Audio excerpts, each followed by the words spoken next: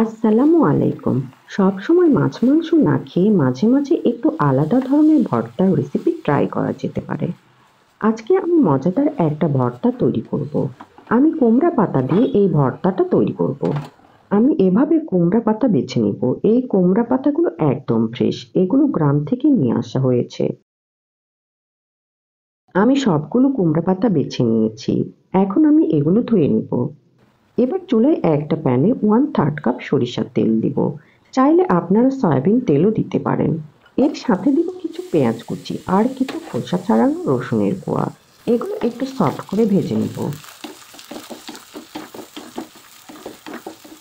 পেঁয়াজ রসুন সফট হয়ে আসলে এখানে সবগুলো কুমড়া পাতা দিয়ে দিব। এর সাথে দিব 12-13টা কাঁচামরিচ। ঝালটা আপনারা আপনাদের টেস্ট অনুযায়ী দিবেন। দিব কিছু কাঁঠালের বিচি আর দিব পরিমাণ মতো লবণ। এবার ঢাকনা দিয়ে ঢেকে দিব। ফিরে এসেছি 2 মিনিট পর। কুমড়া পাতা অনেকটা কমে এসেছে। এবার আমি সবকিছু ভালো করে মিশিয়ে নিব।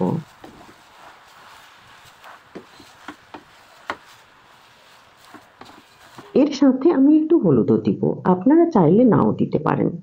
তারপর ভালো করে মিশিয়ে নিয়ে ঢাকনা দিয়ে ঢেকে দিব। ফিরে এসেছি 5-6 মিনিট পর। কুমড়া পাতা থেকে কিছুটা পানি বেরিয়েছে।